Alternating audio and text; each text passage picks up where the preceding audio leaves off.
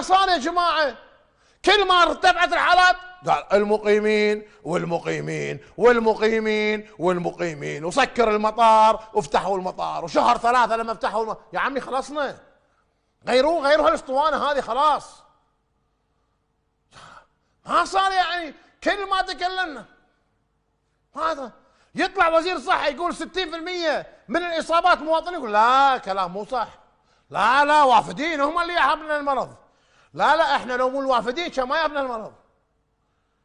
جماعة تكفى لا تتعاملون بهالطريقة هذه، خلكم من هالابواق اللي كل واحد يبي يتكسب، كل واحد يبي يتكسب لي من صوب، وكل واحد يبي يصعد لي من صوب.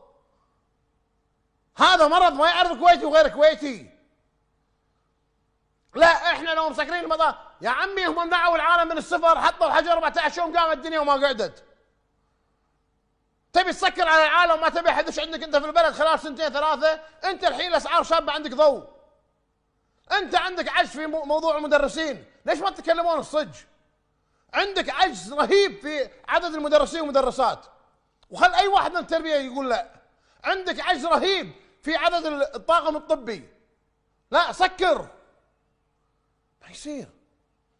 ما يصير وانتم اللي تحاربون تقول ليش عيالنا اونلاين وليش عيالنا مو اونلاين. ما صار الكلام هذا. لا في شهادات PCR مضروبه، هذه اللي انت شنو الكلام هذا؟ ارجوكم يا اخوان، ارجوكم خلنا ناس واقعيين، بسكم عواطف والناس تقص عليكم وكل واحد جاي يطقطق لي.